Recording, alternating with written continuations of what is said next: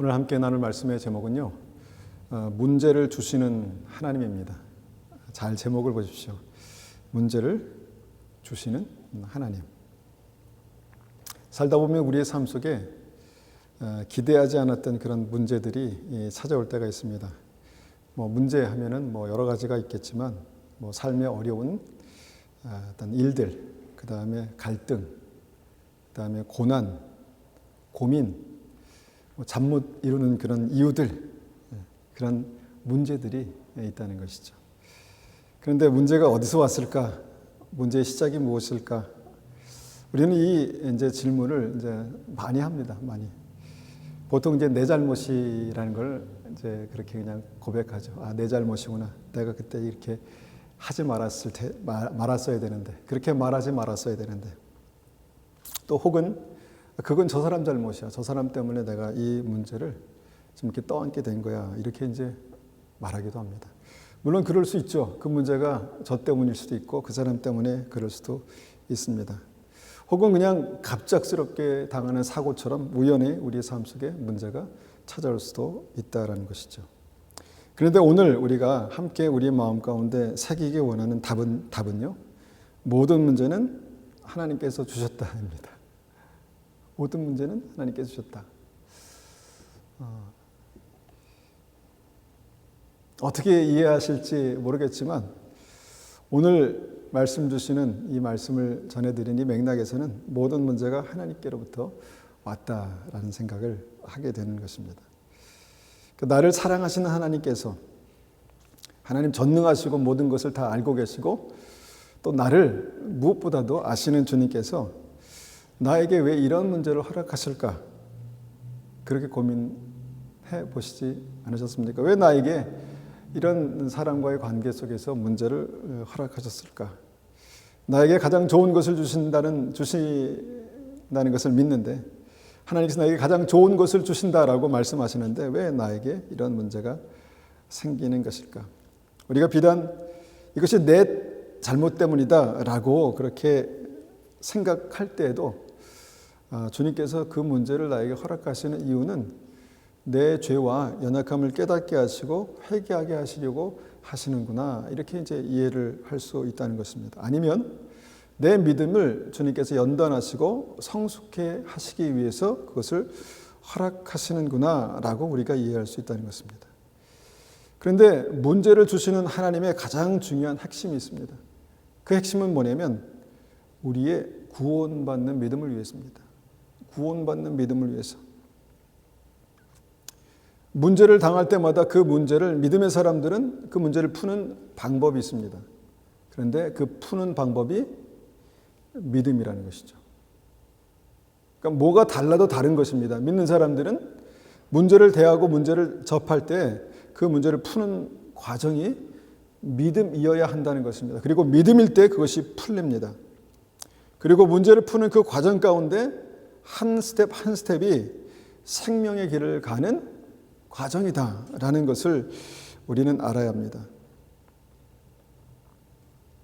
그래서 이 생각을 가지고 우리가 이 문제를 접할 때 하나님께서 나에게 문제를 주셨다, 허락하셨다라는 것을 우리가 인정하면 정말 중요한 것이 있습니다.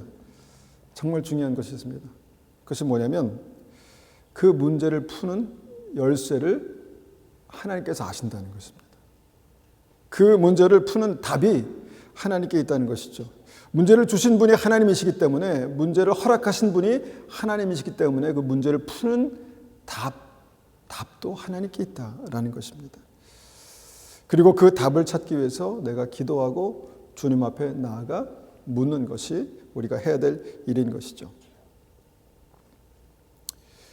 평화로웠던 에덴 동산에 문제가 생겼습니다. 그 문제는 뱀으로부터 시작됐습니다. 뱀이 와서 하나님께서 먹지 말라고 하신 선악과를 권합니다. 이거 먹어봐. 그러면 이게 지혜가 생기고 하나님처럼 될 거야. 이렇게 막 유혹합니다. 그러니까 그 과일이 더 맛있게 보이죠. 그 선악과에 대한 욕심이 생기죠. 그리고 먹고 싶다는, 그것을 따먹고 싶다는 유혹과 갈등이 점점 증폭됩니다. 분명 하나님께서 먹지 말라고 하셨는데 그 먹고 싶은 유혹을 떨쳐버리기가 힘들다는 것입니다. 그것이 문제였습니다. 그것이 문제였습니다. 우리는 이 문제가 뭐 먹고 안 먹고의 문제, 과일을 따먹고 안 따먹고의 문제를 넘어서서 굉장히 단순해 보이지만 복잡하고 굉장히 가벼우지만 무거운 문제라는 것을 우리는 이미 알고 있습니다. 이 문제 때문에 결국 아담과 하와는 에덴 동산에서 쫓겨났습니다. 그러니까 이 문제를 풀지 못해서 아담과 하와는 삶의 터전을 잃어버렸습니다. 굉장히 상징적인 의미죠. 그리고 영생에서 끊어졌다라는 것입니다. 그러니까 문제가 작게 보이는 그 문제가 그런 큰 영향력으로 나타났다라는 것이 성경의 말씀의 시작이다라는 것입니다. 한 번의 문제로 이렇게까지 될 수 있을까? 아까도 말씀드렸지만 이건 굉장히 상징적인 어떤 사건이라고 믿습니다. 그러니까 그의 삶 속에서 뭔가 이 믿음이 온전해져야 되는 그런 숙제를 안고 풀어야 될 문제였다라는 것입니다. 창세기 선악과 하니까 굉장히 멀리 동떨어진 문제라고 그렇게 생각하게 됩니다. 그런데 실제로 예를 우리가 한번 들어보면, 실제로 한번 여러 가지를 생각해 보면 굉장히 실제적인 문제입니다. 한국의 이 뉴스를 보다 보면 뇌물을 받아먹고 한순간에 삶이 무너지는 사람들이 얼마나 많습니까? 돈 얼마나 된다고 뭐 이렇게 말할 수 있지 않겠습니까? 얼마나 된다고. 근데 그것 때문에 얼마나 많은 고난을 겪습니까? 그냥 어떤 자리에서 쫓겨나기도 하지 않습니까? 한순간 그 돈에 대해서 뭔가 욕심이 생기고, 내가 이것을 그냥 모르겠지 하고 내가 그걸 그냥 꿀꺽 먹어버렸는데 그것이 선악과였다는 것입니다. 그래서 그 삶에 큰 문제가 생기고 그것이 구설수가 되고 자리에서 쫓겨나는 그런 일들이 얼마나 많습니까?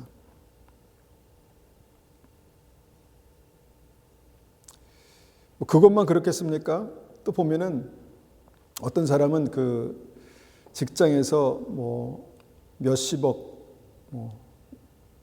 횡령해가지고 큰 돈을 횡령해가지고 어디 제3국으로 도망가는 그런 일들이 있다는 것이죠. 결국은 잡히죠. 그리고 다 써버렸다 그렇게 말하고 감옥 가서 군대 가는 셈 치고 그렇게 하는지 모르겠지만 감옥 가서 몇 년 있다가 그렇게 나오는 어떤 그런 일들. 다른 사람들의 어떤 피 같은 돈, 뭔가 굉장히 중요한 돈 아니겠습니까? 근데 그런 일들이 있다는 것입니다.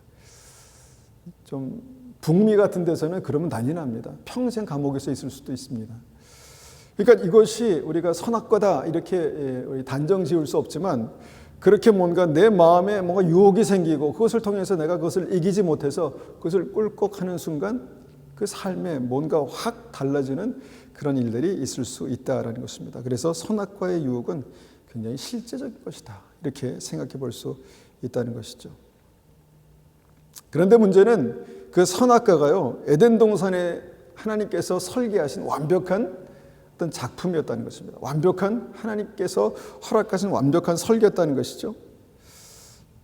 그런데 왜 아담과 하와에게 선악과 그리고 뱀, 그 유혹이 문제가 되었을까? 문제가 생겼을까 합니다. 우리가 두 가지를 생각해 볼 수 있습니다. 선악과의 문제는 우연이나 실수가 아니었다는 것입니다.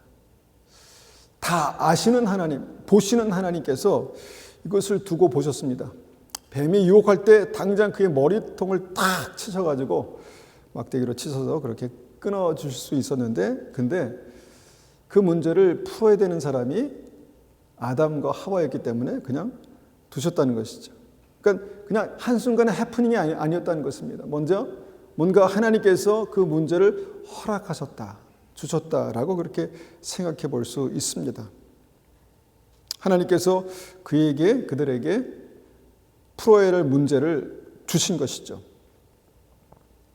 그럼 그 문제가 복잡했습니까? 그 문제는 복잡하지 않았습니다. 그냥 주님께서 이미 말씀하셨습니다. 그거 따서 먹으면 죽는다. 먹으면 죽는 거 왜 따먹습니까?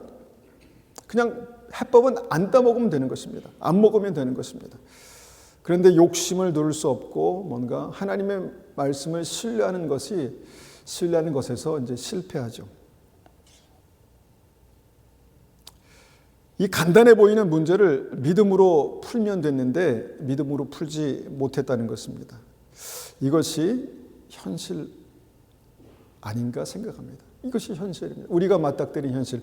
죄의 싹은 사망이다. 우리가 말씀을 알고 있지만 그것을 정말 사망처럼 정말 두렵고 떨림으로 죄를 대하는 사람들은 많이 없지 않을까 이런 생각을 하게 되는 것이죠. 정말 내가 이 죄 지으면 큰일 나나? 내가 죽나? 회개하면 되지 않나? 회개하면 또 용서하시는데? 이렇게 생각한다는 것이죠. 그런데 죄 앞에 서서 한 번이라도 내가 이 죄의 싹은 사망이다라고 심각하게 느낄 수 있는 것, 생각할 수 있는 것이 믿음이다라는 생각을 고민을 하게 되는 것이죠. 결국은 아담과 하와가 이 선악과 문제를 풀지 못해서 에덴에서 쫓겨났습니다. 생명에서 끊어졌다는 것입니다. 우리에게도 선악과가 있다라는 생각을 하고 우리가 이 말씀을 보다 보면은 정말 두렵고 떨림으로 너의 구원을 이루라라는 말씀이 실제가 되는 것이죠. 실제가 되는 것이죠. 그런데 우리에게 달라진 것이 있습니다. 무엇입니까? 문제를 푸는 믿음을 도우시려고 예수님께서 이 땅에 오셨다는 것입니다. 예수님께서 오셔서 생명의 대가를 치르시고 우리와 함께 계셨다는 것입니다. 함께 그 문제를, 사망의 문제를, 죄의 문제를 풀어 가신다는 것입니다. 예수님을 나의 구주로 영접하는 믿음에 주님께서 성령을 주셔서 그 문제를 나 혼자 풀지 않게 하시고 문제를 만날 때마다 기도하고 구할 때마다 주의 성령께서 우리 안에 역사하셔서 문제를 풀 수 있도록 돕는 분이 계시다라는 것입니다. 여기까지 한번 요약 정리해 보면 문제는 하나님께서 우리에게 허락하시는 것이다. 문제를 하나님께서 허락하셨다면 하나님 앞에 하나님께 답이 있다. 그리고 그 문제의 답은 영생을 푸는 믿음과 관련이 있다라는 것이죠. 그리고 인생의 중요한 문제들은요, 반복됩니다. 반복됩니다. 한 번 사랑과의 문제가 해결되면 끝입니까? 또 문제가 생깁니다. 비슷한 문제로 또 문제를 겪게 됩니다. 한 번 정말 유혹에서 그 욕심을 끊어버리면 끝납니까? 아닙니다. 또 생깁니다. 또 문제가 되는 것이죠. 그리고 넘어져서 다시 주님께 도움을 구하고 주님께서 우리를 다시 회복하시고 그런 일들이 반복됩니다. 근데 언제까지? 계속해서 그것이 일어났다 해결됐다 반복된다면 그거는 믿음의 성숙이라고 볼 수 없고 믿음이라고 볼 수 없는 것이죠. 그러니까 인생의 중요한 문제들은요, 그래서 반복된다는 것입니다. 반복되는 이유가 뭔가? 우리에게 믿음의 기회, 성숙의 기회를 주시려고 하나님께서 그렇게 하신다라고 믿습니다.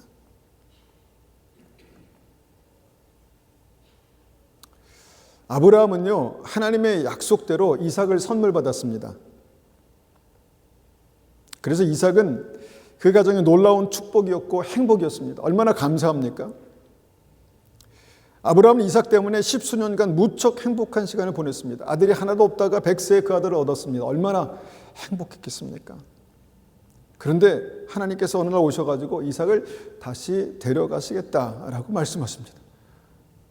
문제입니다. 아들을 모리아 산으로 데려가서 번제로 드리라. 그렇게 말씀하십니다.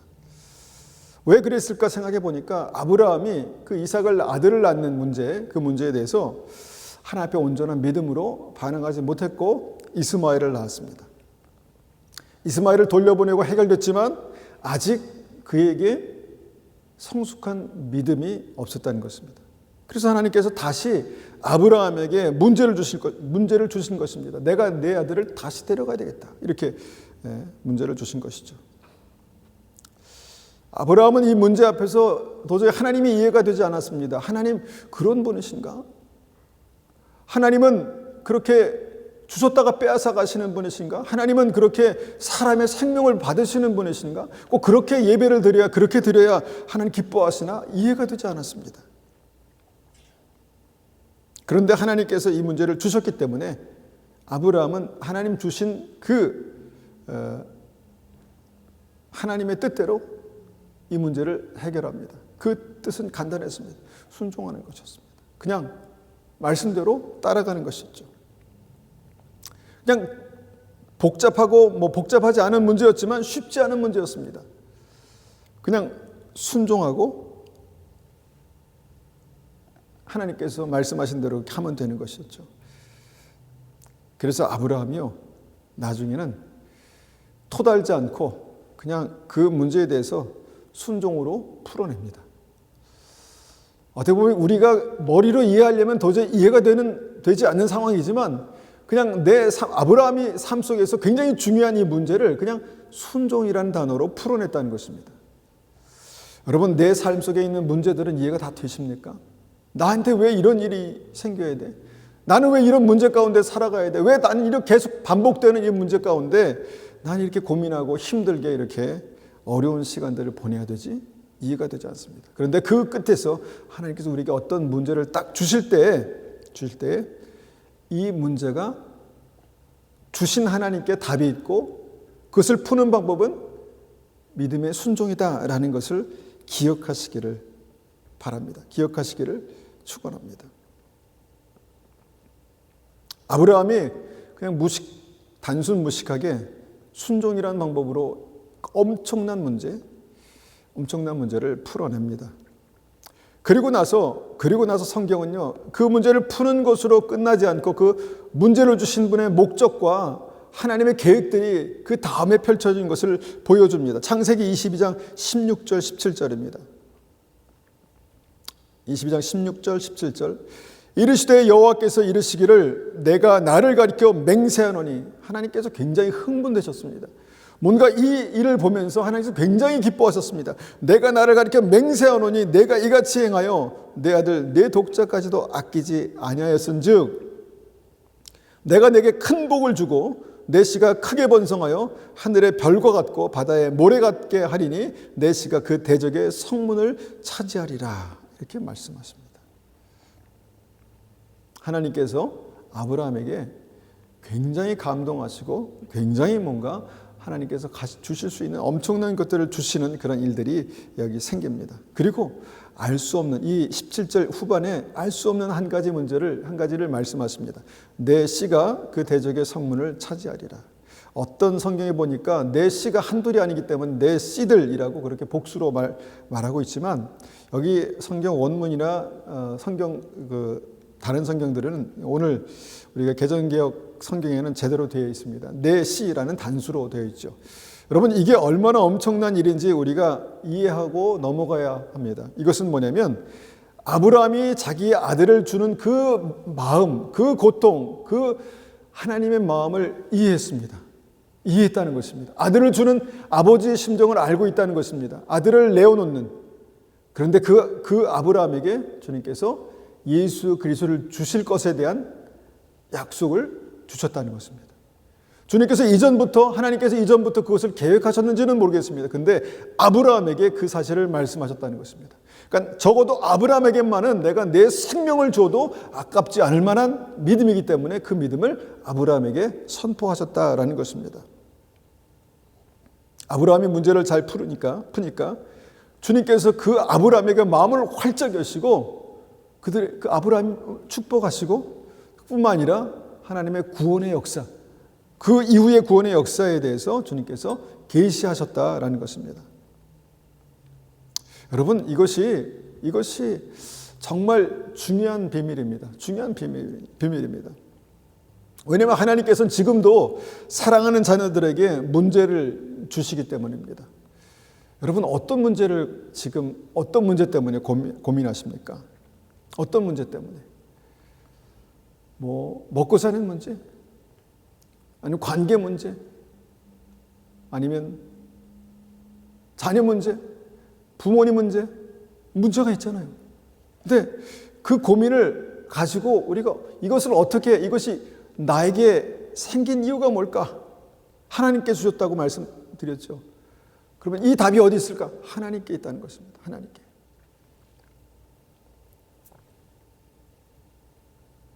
진로 문제입니다.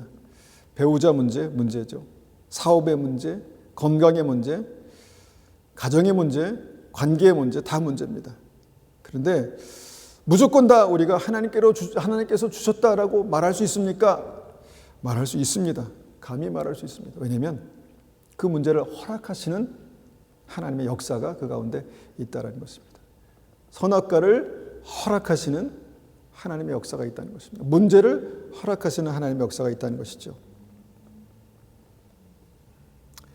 사울왕 시대에 전쟁의 문제가 터졌습니다. 요새 얼마나 전쟁의 문제가 많습니까? 여기저기서 어떤 전쟁의 소식들, 또 전쟁의 일들, 끝나지 않은 전쟁들, 얼마나 가슴 아픈 일입니까? 근데 성경을 보면은 이 이스라엘의 전쟁의 문제가 상당히 많이 나옵니다. 사무엘상을 보면 블레셋과 이스라엘의 전쟁이 시작되었습니다. 사무엘상 13장 5절에서 7절 말씀 보겠습니다. 전쟁의 상황이 이렇습니다. 5절, 블레셋 사람들도 이스라엘과 싸우기 위해서 모였습니다. 블레셋 사람들에게는 전차 3만 대와 말을 타는 군인 6천 명이 있었습니다. 블레셋 군인은 마치 바닷가의 모래처럼 많았습니다. 블레셋 사람들은 베다윈 동쪽에 있는 믹마스에 진을 쳤습니다. 이스라엘 사람들은 용기를 잃고 말았습니다. 그래서 그들은 동굴과 나무 숲으로 가서 숨었습니다. 바위 틈과 구덩이와 우물 속에 숨은 사람도 있었습니다.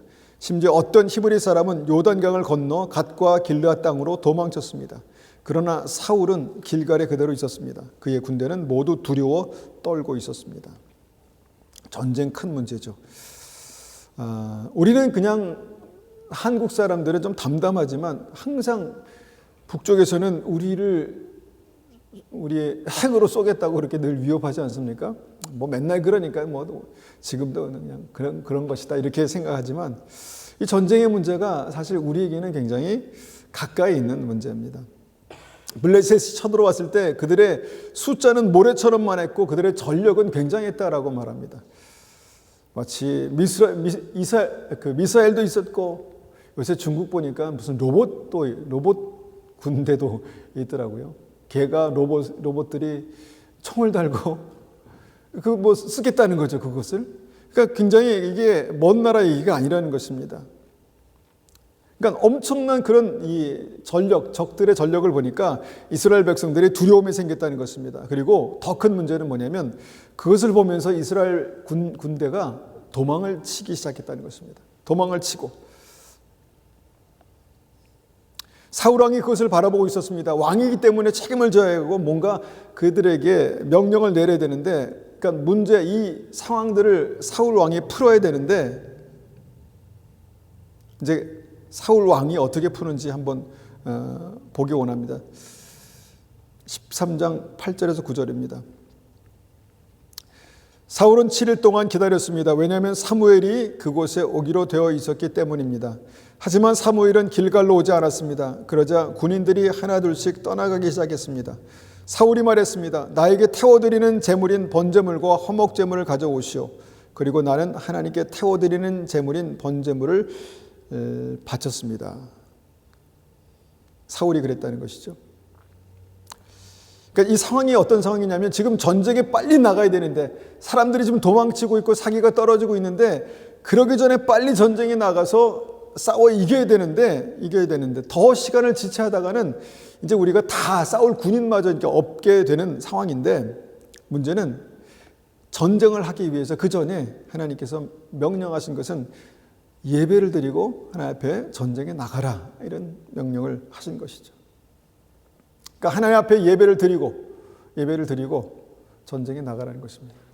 그리고 그 예배를 집례해야 되는 사람이 사무엘 선지자였습니다. 그런데 문제는 사무엘 선지자가 아무리 기다려도 오지 않는 것입니다. 하루 이틀 사흘 7일 기다려도 오지 않는 것입니다. 그래서 사울이 안 되겠다, 이 제물을 갖고 와라, 내가 예배를 집례하겠다. 그리고 예배를 드리고 전쟁에 나갔다는 것이죠. 나가기 직전에 이제 사무엘이 오는 그런 모습들을 여기서 이제 보게 됩니다. 예배와 전쟁, 뭔가 맞지 않지만, 전쟁의 상황에서 무슨 예배야 이렇게 말할 수 있겠지만, 믿음의 사람들에게 예배는 굉장히 중요한 의미가 있는 것이죠. 전쟁과 같은 삶이지만 그 삶을 이길 수 있는 힘은 하나님께로부터 온다라는 그 믿음으로 우리가 예배를 드리는 것입니다. 예배를 드려야 주님께서 은혜 주시고 힘 주셔서 우리가 이길 수 있다라는 어떤 믿음으로 예배를 드린 것이죠. 근데 사울은요, 급한 상황에서, 어려운 상황에서, 또 문제가 계속 꼬이는 그런 상황에서 자기의 생각대로, 자기의 방법대로 문제를 풀기 시작합니다. 급하니까 사머리 없으면 내가 하지 뭐. 사람들이 도망가니까 이제 잡아야지. 뭐 이런 생각을 했다는 것입니다. 그리고 나서 하나님께서 말씀하신 대로 순서대로 그렇게 하지 않고 자기가 일단은 예배를 드리고 그 다음에 전쟁은 간다. 이렇게 결정한 것이죠. 상황은 충분히 이해갑니다. 그런데 이것 때문에 사울이 하나님 앞에 큰 실망을 드립니다. 큰 실망을. 사울이 믿음에서 실패합니다. 이것 때문에 실패합니다. 우리가 문제를 만날 때 우리가 실수하는 가장 중요한 포인트가 이제 여기에 있다라고 믿습니다. 우리가 문제 자체를 바라보면은 급하고 꼬여 있고, 그래서 내가 뭘 해도 해가지고 먼저 내가 이것을 해야 되는구나 판단되면 그것을 하게끔 되지 않습니까? 그런데 일에는 아무리 급해도 순서가 있는 것입니다. 특별히 믿음에서 하나님께서 우리의 삶 가운데 허락하신 문제는, 하나님께서 우리의 삶 속에 허락하신 문제에는 푸는 순서가 있다는 것입니다. 푸는 순서. 사울은요, 이 포인트에서 늘 하나님 주신 문제를 푸는데 실패했습니다. 문제를 푸는 핵심은 단순했습니다. 순종입니다. 말씀대로 그냥 순종하면 되는데 이때 순종하지 못했고, 다음에 주님께서 한 번 더 기회를 주시죠. 아말렉과의 전쟁에서 모든 그 노획물, 전쟁에서 승리하고 나서 노획물들을 다 없애버려라, 이렇게 말씀하셨습니다. 이것은 나에게 드리는 예배로 다 제물로 없애버려라. 그런데 같이 싸운 사람들이 이렇게 귀한 것을 없앱니까? 이것을 갖다가 잘 예배를 드린 잘 사용하면 얼마나 좋겠습니까? 사울이 들어보니까 그런 것 같습니다. 그리고 내가 이 사람들의 얘기를 안 들어줬다가 이 사람들에게 무슨 원망을 들을까가 두려웠습니다. 그래서 사울은 한 7, 80%만 다 죽이고 나머지는 남겼습니다. 그러니까 약간 뭔가 순종하는 어떤 그런 모양은 있었지만 하나님께서 보시기에 이것은 올바른 순종이 아니었습니다. 특별히 이 문제에 대해서 사울이 반응하는 이 태도는요, 그것은 순종이 아니었다는 것입니다. 그래서 사울은 두 번째 문제도 실패합니다. 여러분, 삶에 이와 같이 문제가 반복되는 상황들은요, 하나님께서 우리에게 주시는 기회라고 믿습니다. 기회입니다. 기회. 이전에도 실패했으니까 오늘도 뭐 그렇게 대충 하면 되겠지. 그러면 이게 믿음이 자라지가 않는 것입니다. 내가 그것을 뚫고 다음 스텝으로 갈 수가 없는 것이죠. 사울이 늘 그런 식으로 생각하는 어떤 그 습관들이 사울의 삶 속에 있었다는 것입니다. 그리고 그 반복되는 문제 가운데 계속해서 그는 자기의 방식대로 그 문제를 해결해 나갔다는 것입니다. 그리고 우리가 이 말씀을 나누는 이유는 우리도 문제를 만날 때 예배 때의 나의 모습과 나의 믿음과 문제를 만날 때 나의 모습이 달라지면은 그게 문제라는 것입니다. 우리는 믿음이 있다고 하는데 실질적인 문제를 만나면, 재정의 문제나 삶의 문제나 어떤 직장의 문제나 문제를 만나면 하나님께 묻지 않습니다. 왜냐하면 내게 이미 답이 있기 때문에. 어떤 다툼이 생기면 이미 내게 답이 있기 때문에 묻지 않습니다. 그러니까 하나님께서 뭐라고 말씀하시는지 들을 수 있는 귀도 닫혀 있습니다. 급하면 급할수록, 우리가 그 문제가 심각하면 심각할수록 하나님, 이것을 어떻게 해결해야 되겠습니까? 라고 물어보셨습니까? 그럼 이제 주님께서 나에게 깨닫게 하시는 말씀이 있어요. 보여주시는 그것이 있습니다. 그런데 이미 나는 그렇게 묻기도 전에 답이 다 있습니다. 그래서 내 답을 다 결정해 놓고, 하나님, 나 이렇게 하겠습니다. 하나님, 전쟁이기 때문에 할 수 없습니다. 무슨 전쟁인데 예배입니까? 이렇게 된다는 것입니다. 그러면 계속해서 삶에서 그 문제가 반복되다가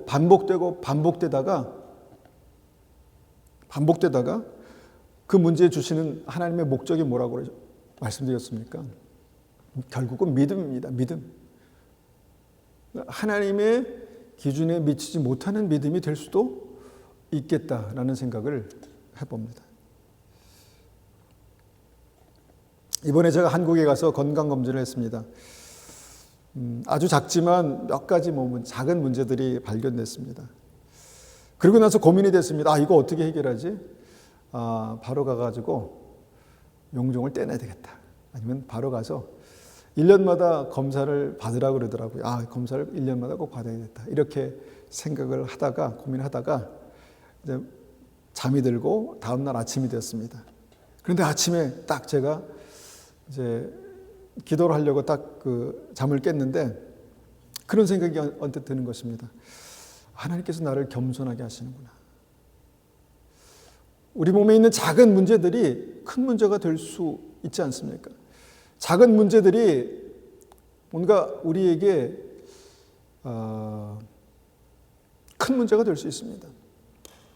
그러니까 그 문제를 주관하시는 하나님께 주님 이런 문제가 생겼습니다 라고 제가 기도하지 않았다는 것이, 어저께 기도하지 않았다는 것이 생각났습니다. 그래서 기도했습니다. 하나님, 주님 이 문제를 어떻게 해결해야 됩니까? 주님께서 말씀하시고 깨닫게 하시는 것은 뭐냐면 하나님 앞에 우리 인간이 아무것도 아니구나. 하나님께서 치시면 맞을 수밖에 없는 게 우리 인간이구나. 주님께서 그 문제로 나를 치실 수도 있겠구나. 이런 생각을 하게 됐습니다. 누구나 다 그럴 수 있지 않겠습니까? 작게 보이지만 그것이 어떤 삶의 어떤 치명적인 것이 될 수 있는 것이죠.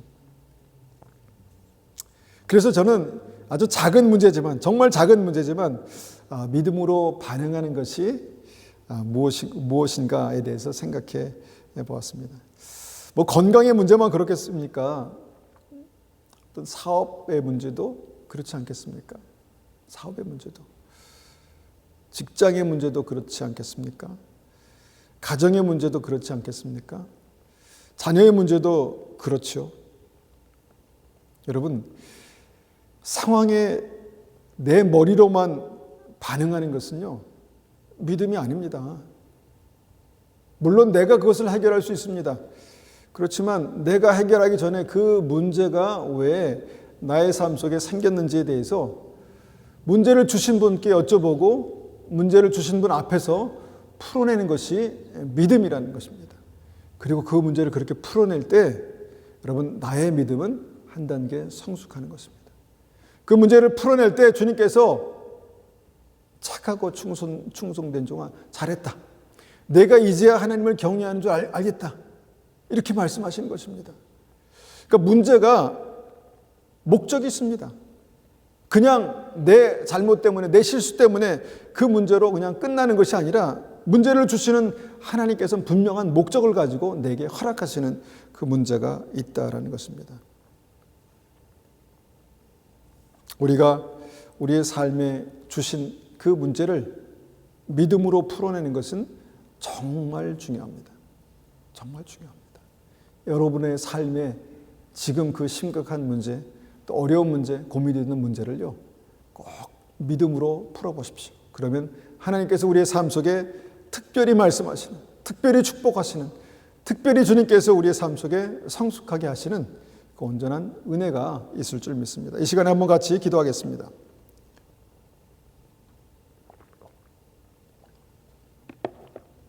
한번 같이 기도할 때는요, 주님, 우리의 삶 가운데 모든 문제가 하나님의 손 안에 있습니다. 하나님께서 우리를 넘어뜨리거나 쓰러뜨리시기 위해서, 우리를 체벌하시기 위해서, 우리를 벌하시기 위해서 문제를 허락하신 것이 아니라 그 문제를 푸는 과정 속에서 우리를 회복하시고 치유하시고 깨끗게 하시고 온전케 하시고 축복하시고 생명의 길을 걷게 하시려고 우리에게 그렇게 문제를 허락하셨다고 믿습니다. 우리가 문제를 볼 때마다 이 믿음으로 우리가 문제를 바라보게 하시고 하나님의 시각으로 문제를 바라볼 수 있도록 주님 붙들어 주십시오. 그렇게 한번 같이 기도하겠습니다.